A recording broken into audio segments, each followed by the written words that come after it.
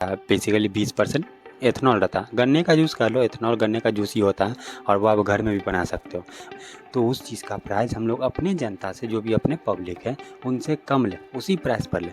लेकिन हम लोग को क्या उससे ज़्यादा लिया जा रहा है। अगर नॉर्मल पेट्रोल का प्राइस अगर 80% पेट्रोल है तो उसका 80 रुपये हम लोग देते हैं और हम लोग देंगे। हम लोग बनाने के लिए, और क्योंकि उसका जो मैन्युफैक्चर होता है बहुत बड़े लेवल पे, तो उसमें भी गवर्नमेंट कमा रही है, उसको मैन्युफैक्चर कर रही है, तो उसमें भी उसका फ़ायदा हो रहा है। 14 रुपये ये तो ऐड करके कितना हो गया, 94 रुपये लगभग रॉ मटेरियल के साथ। लेकिन हम लोग को वही पेट्रोल कितना मिलता है, 105, 102, 100 रुपये ऐसे। किसी गैस, पेट्रोल और इथेनॉल, इसका कंट्रोवर्सी अभी चल ही रहा है, क्योंकि देख लो हमारे इंडिया में पेट्रोल और डीजल ये सब जो हॉर्मोज में लड़ाई चल रहा है, इसके कारण बहुत कम मिल रहा है। इस कारण से गवर्नमेंट क्या कर रही है, 80% पेट्रोल रहता है उसमें, और क्या रहता है, बेसिकली 20% एथनॉल रहता है। गन्ने का जूस कर लो, एथनॉल गन्ने का जूस ही होता है और वो आप घर में भी बना सकते हो, वो मिलता है। लेकिन हम अगर गन्ने का जूस देख लो, एथनॉल बहुत कम प्राइस में मिलता है मार्केट में, लेकिन हम लोग को गवर्नमेंट दे रही है उसी प्राइस टैग में।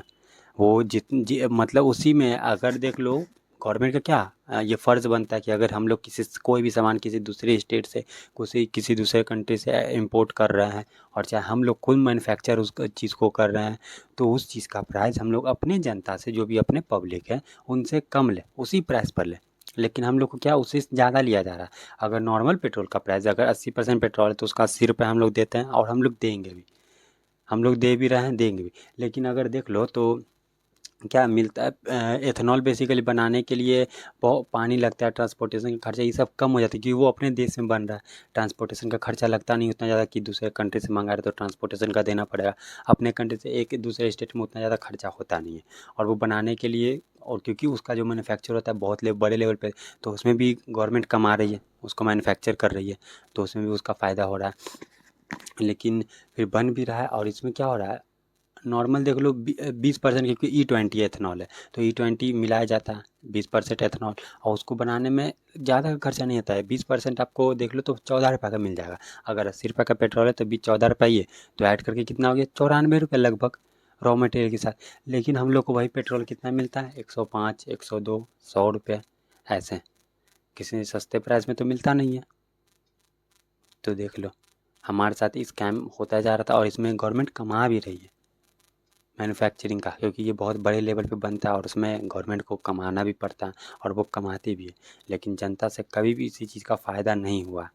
आप देख लो पेट्रोल के पीछे मतलब कई सारे थ्योरी बनते रहते हैं कि पहले पेट्रोल का दाम क्या बीच बीच में लॉकडाउन के समय कम हुआ था, लेकिन पेट्रोल का दाम हमसे कम नहीं लिया गया। क्या पर बैरल का दूसरे देश से जब मंगाया जाता तो उसमें कम ही मिलता था पर बैरल का। 80 डॉलर का लगभग शायद मिलता था 2020 के समय, लॉकडाउन के समय। लेकिन हमसे उस समय और प्राइस बढ़ा दिया गया। उस समय गाड़ियाँ भी नहीं चली थी, लेकिन प्राइस बढ़ा दिया गया। तो ये देख लो, एथेनॉल और पेट्रोल जब से ये ऐड हुआ तो इसमें भी हमसे ही स्कैम करके पैसा लिया जा रहा है, हम ही को लूटा जा रहा है। बाकी फॉलो कर देना, सब्सक्राइब कर देना।